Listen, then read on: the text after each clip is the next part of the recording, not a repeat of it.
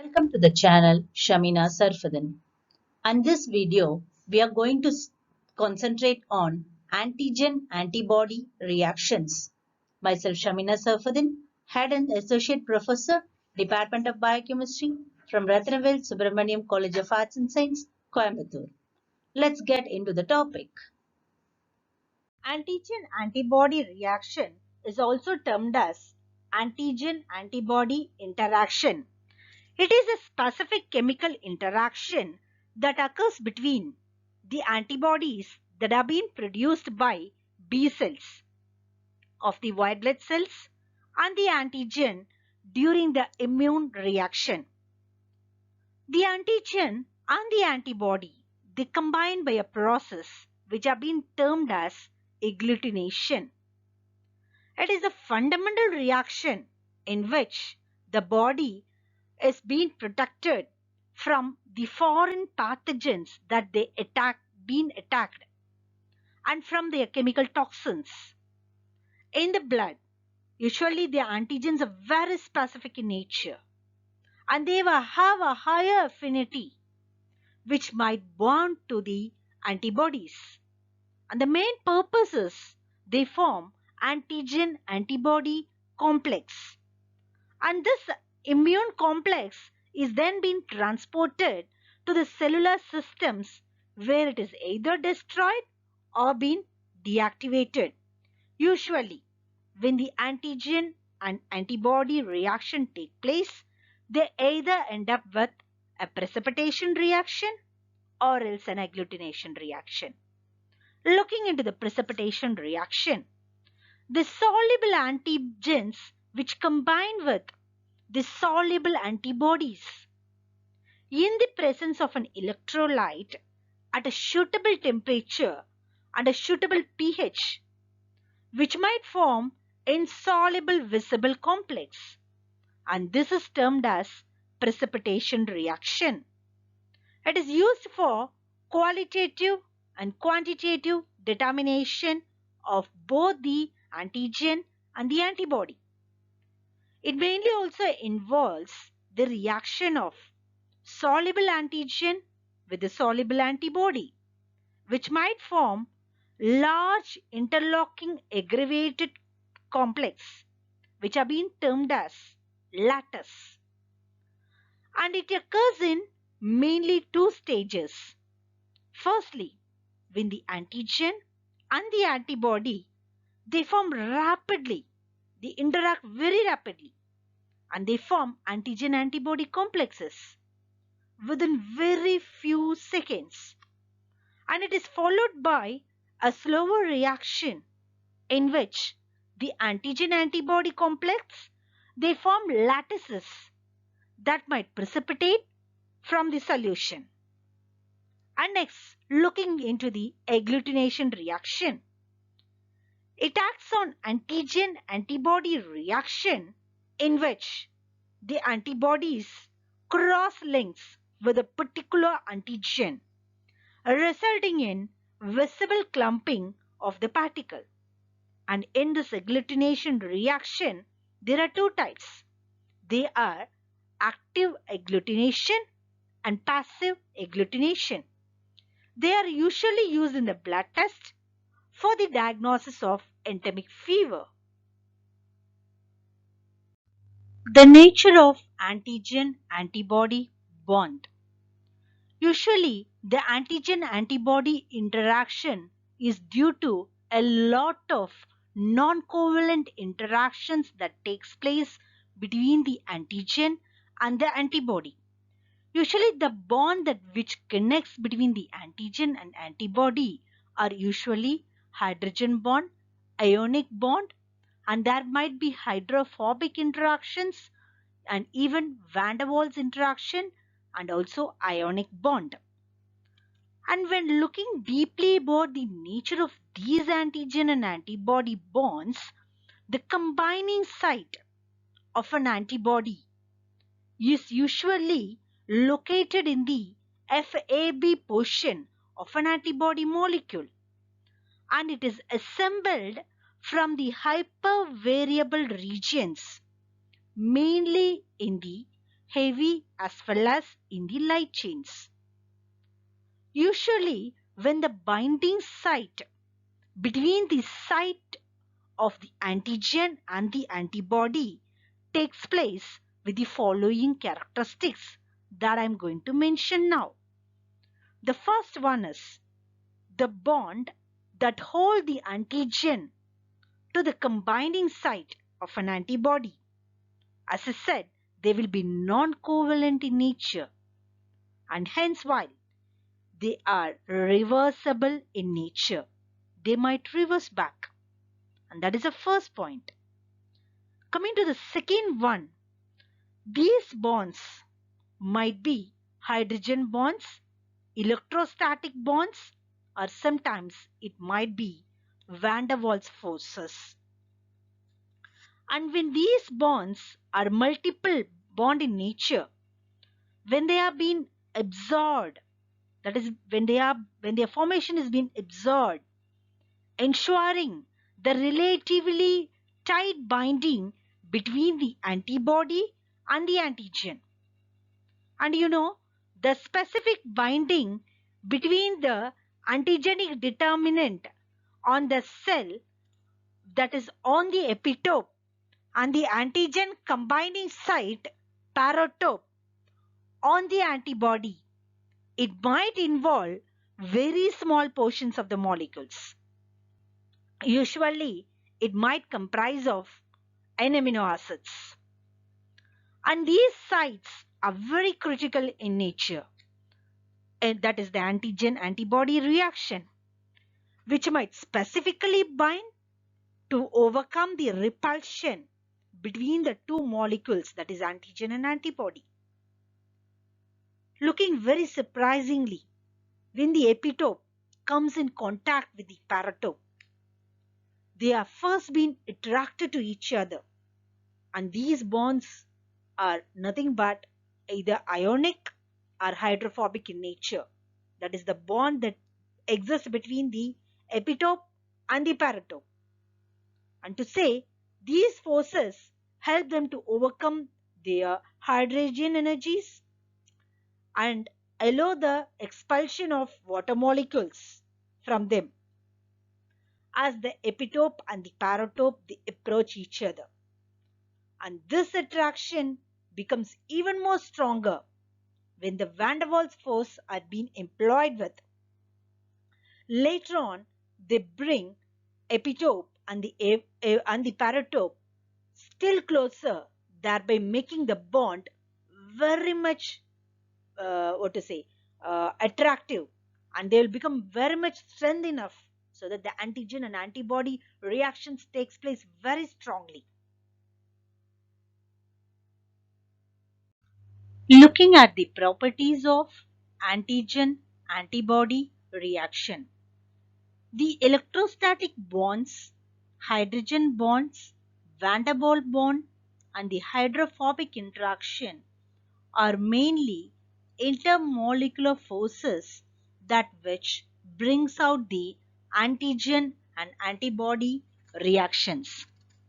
All these types of intermolecular forces mainly depend upon close proximity of an antigen and antibody molecule. The multiple bonding between the antigen and the antibody ensures that the antigen will be bound very tightly to the antibodies.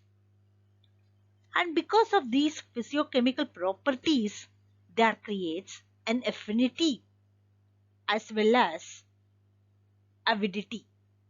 When I say affinity, affinity denotes the intensity of attraction between the antigen and the antibody. Low affinity antibodies bind the antigen weakly and they may tend to dissociate readily, whereas the high affinity antibodies, they bind antigen more tightly and they remain bound for a longer time. High affinity antibody is believed to result from a very close fit between the antigen and the antibody sites. The corresponding antigenic determinants that which facilitates the development of strong non-covalent interaction that takes place between the antigen and the antibody. Coming to the properties of avidity. Avidity is the measure of overall strength of binding of an antigen with its antigenic determinant. Avidity is a better indicator of the strength of the interaction in the real system that affinity exists, and therefore the avidity of an antigen antibody reaction is solely dependent on the valency of both the antigen and the antibodies, and it is mainly greater than the sum total of individual affinities. And looking more in detail about specificity, which is also holds a good property of the antigenic antibody reaction. The term specificity, it mainly refers to ability of an individual antibody combining site to react with only one antigenic determinant, or else I can say the ability of a population of an antibody molecule to react with one antigen. This is termed as specificity. Antigen-antibody reactions usually show higher degree of specificity. Despite this, the cross reactions may occur between the antigen and antibodies. However, they may sometimes become more responsible for causing diseases in the host and causing false result in many of the diagnostic tests that is being done in the laboratory. And look at here the picture. The antigenic receptors, they are just recognizing the specific epitope and they have become binded to them, and when they binded to them, they start moving towards the formation of components, antigenic components of the cell wall, and thereby they start to recognize the specific epitopes that are ready to bind to the antibody, and thereby bringing about the immunological reactions. Let's look into the stages of antigen-antibody reactions. The antigen-antibody reactions occur in two stages. One is primary stage and the second one is secondary stage. Looking in detail about the primary stage. It is the stage which is the initial interaction between the antigen and antibody. That is, when an antigen encounters with the antibody for the first time. It is very rapid. It's so quick, and more it is quick, it is also reversible too. But without any visible effects. The ionic bonds, hydrogen bonds, van der Waals forces, and the hydrophobic interactions are the weaker intermolecular forces that bind to the antigen and the antibody together in the primary stage. The only bond, that is the covalent bond, which is a stronger intermolecular force that exists between the antigen and antibody, does not occur at the primary stage. The second one is the secondary stage. It is a stage in which an irreversible interaction between the antigen and the antibody occurs with visible effects such as agglutination, precipitation, neutralization, complement fixation, and also immobilization of motile organisms. The binding between the antigen and the antibody during this stage occur through the process of the formation of covalent bond. A single antibody is being capable of causing different kinds of antigen-antibody reactions. And also, that single antigen which is capable of inducing the production of different classes of Ig molecules, that is immunoglobulin molecules, which may end up with different biological properties. The result of agglutination or precipitation or neutralization or any other test are usually being expressed as a titer. So titer is defined as the highest dilution of serum. It gives a positive reaction. In higher titer means a greater level of antibodies in serum. For example, a serum with a titer of 1 by 128 means it contains more antibodies than a serum with a titer of 1 by 8. It's an example. So these are the two types of stages of antigen-antibody interactions. Factors affecting the measurement of antigen-antibody reactions. So mainly it concerns with affinity, avidity, antigen-antibody ratio, and the physical form of antigen. So the antigen and antibody reaction can be influenced by several factors, and some of the most common factors are temperature, pH, and ionic strength. Temperature. The optimum temperature for antigen-antibody reaction will depend on the chemical nature of the epitope, the paratope, and the type of bond that is involved in their interaction during the antigen-antibody binding. For example, the hydrogen bond that has been formed will have a tendency to trend to exothermic in nature, and these bonds are more stable at lower temperature and may be more important when dealing with carbohydrate antigens. And next is pH.